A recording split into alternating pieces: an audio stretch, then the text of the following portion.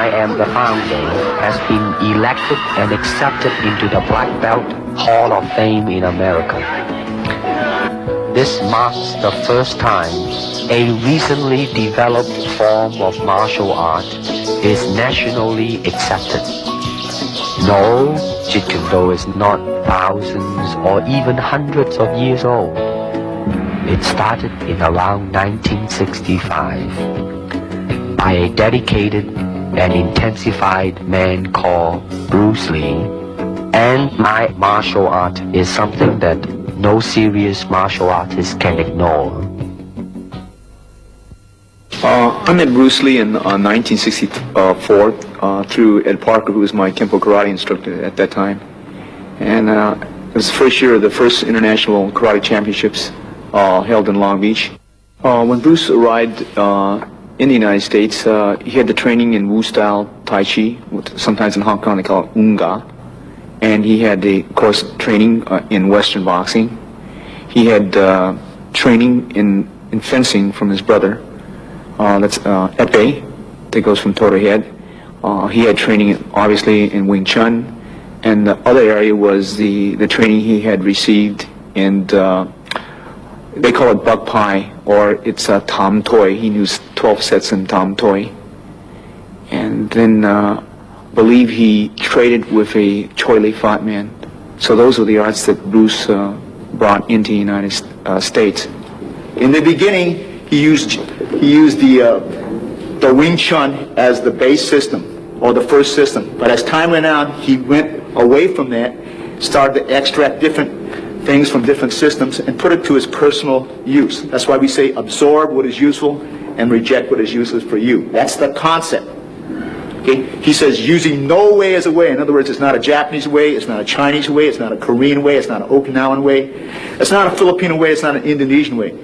He's saying using no way as the way. You are the way. Okay? Then he's saying using no limitation as a limitation. That's the concept in Jeet Kune Do. That means I don't limit myself to a Filipino style or an Indonesian style or a Malaysian style. I use what is useful for me, because at certain times a certain art may be useful under a certain environment. Kung Fu is originated in China.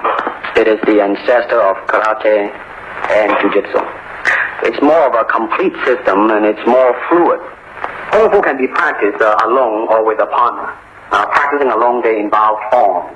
Some imitate a crane, a monkey, a praying mantis. Martial art include all the combative arts like karate or karate, judo, Chinese kung fu or Chinese boxing, whatever you call it. All those.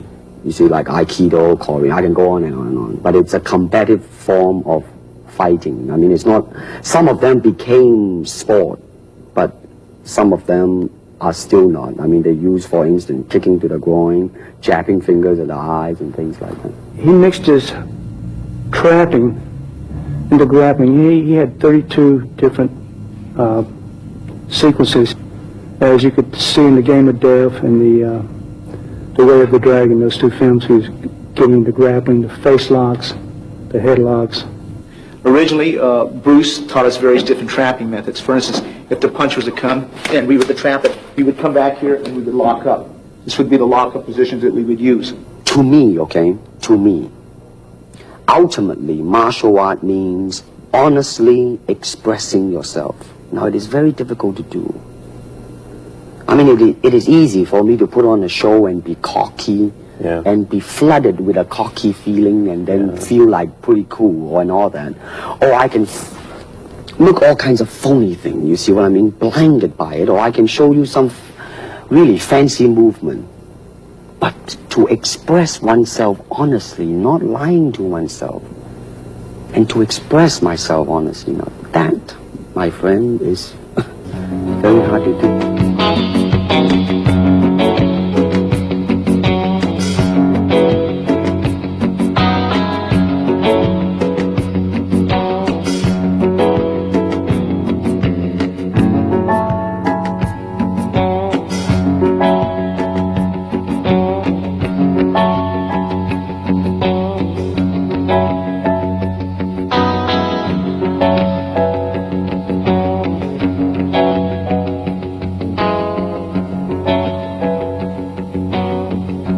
Ever since the Big Boss, there seems to be a wave, a hot wave, in fact, of a star.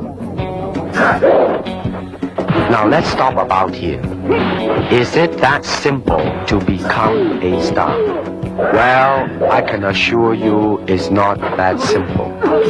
Also, I can tell you that as more Bruce Lee's films are shown, the audience will soon realize not only in acting ability, but in physical skill as well, they will see the difference. For example, in The Way of the Dragon, my skill is matched with an American champion, Chuck Norris, who happens to be a 7-time winner of both the All-American Open and Karate Champion, plus Wang Yanjik, the 7th degree Hapkido expert, which some audience have seen him in the film called Hapkido. Of course, it is only movie making, people will say, but I'm sure that the audience are not so